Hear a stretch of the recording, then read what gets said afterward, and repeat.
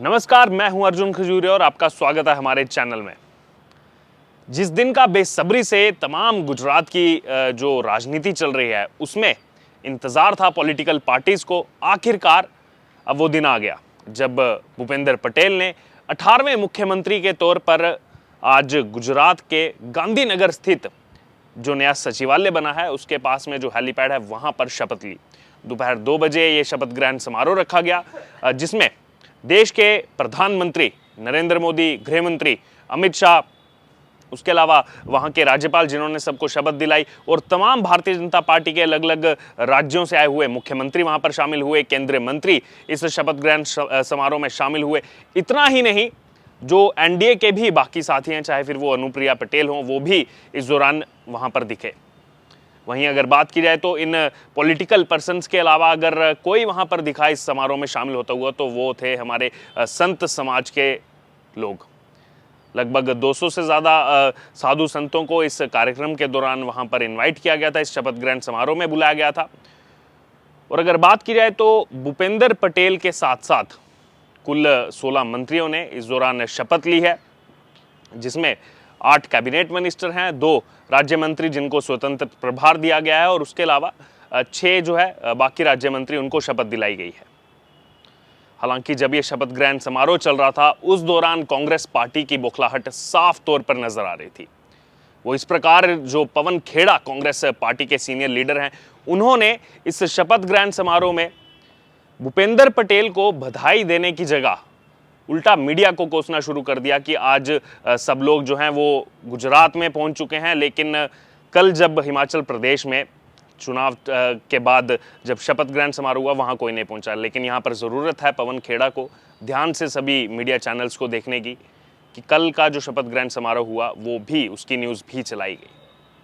लेकिन ये साफ तौर पर जो बौखलाहट है कांग्रेस पार्टी की वो इसमें झलकती हुई और सवालिया निशान खड़े किए जा रहे हैं भूपेंद्र पटेल को बिल्डर बोलकर।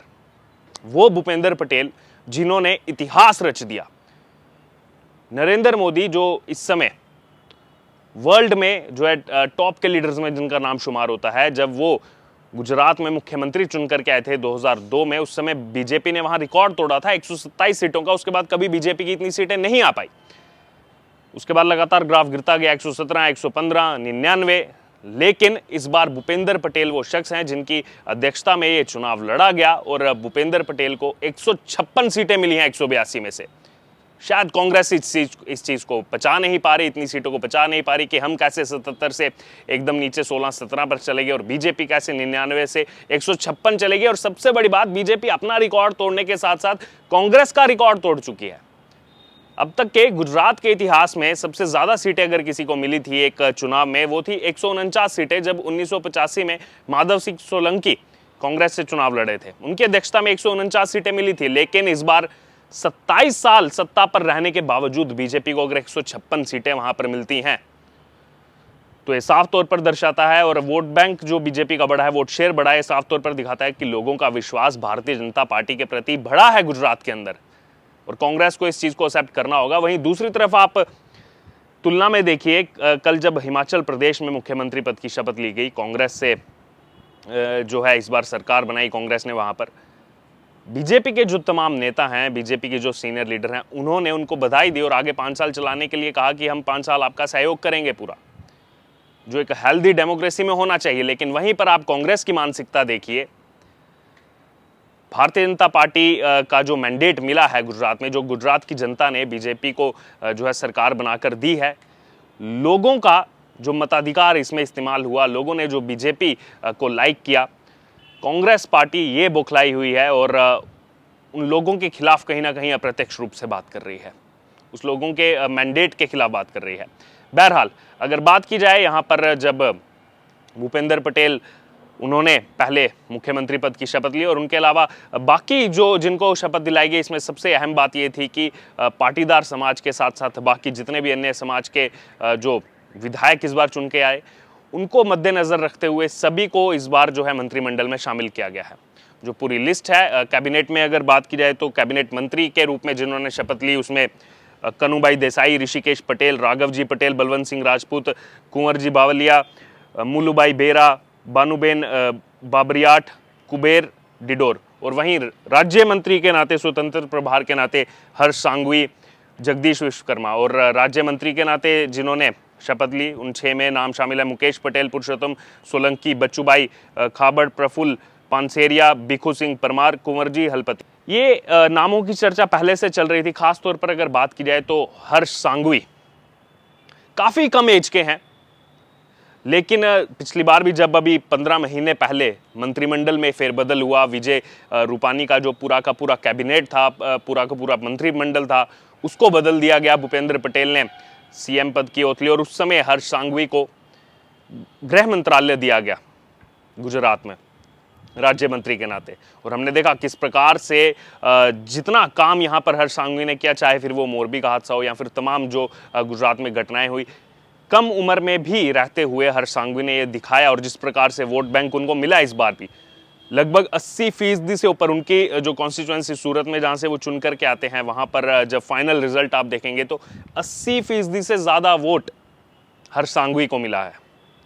और उसके बाद बाकी तमाम जो विपक्ष हैं या फिर नोटा है उनको वोट मिला है। तो ये दर्शाता है कि किस दर्जे की यहाँ पर जो है हर्ष सांघवी की पैठ है गुजरात के अंदर, खासतौर पर सूरत के अंदर। और लगातार 2012 से चुन करके आ रहे हैं, चाहे बात हो सूरत में जहाँ से 16 सीटें पे आती हैं। पिछली बार 2017 में 16 में से 15 पर विजय प्राप्त हुई थी, इस बार 16 में से 16 पर विजय प्राप्त हुई। उसमें कहीं ना कहीं अहम योगदान हर्ष सांघवी का है। बहरहाल ये तो नाम थे जिन्होंने मंत्री पद की शपथ ली। कुछ नाम और भी जो चर्चा में चल रहे थे, उसमें सबसे पहला नाम था हार्दिक पटेल का। हार्दिक पटेल के बारे में चर्चा चल रही थी। हम भी जब गुजरात में लगातार 2.5 महीने से बने हुए थे, इस दौरान अलग अलग कैंडिडेट से हमारी बातचीत हुई। हार्दिक पटेल से भी इस दौरान हमारी वार्तालाप हुई थी। और उस समय भी जब हमने उनसे पूछा था कि क्या सोच करके आए हैं, क्या मतलब मंत्री पद का ऐसा कुछ है, तो उस समय उन्होंने कहा था कि मैं जो है एक कार्यकर्ता के नाते यहाँ पर इसलिए आया हूँ क्योंकि यहाँ पर रहकर, बीजेपी में रहकर, मैं अपने क्षेत्र की, विरमगाम जहाँ से वो चुन करके आते हैं, उन क्षेत्र के लोगों की समस्याओं को हल कर सकता हूँ।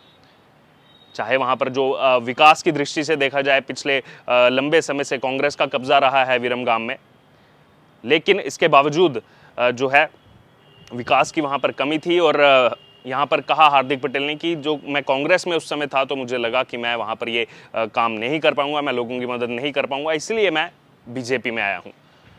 लेकिन चर्चा उनके नाम की काफ़ी ज़्यादा चल रही थी। बहरहाल अभी उनका नाम जो है इसमें शामिल नहीं किया गया है। काफ़ी युवा चेहरा है, 2017 का चुनाव भी नहीं लड़ पाए थे क्योंकि एलिजिबल नहीं थे, 25 साल उम्र चाहिए, उस समय 24 साल के थे, अभी 29 वर्षीय उनकी उम्र है।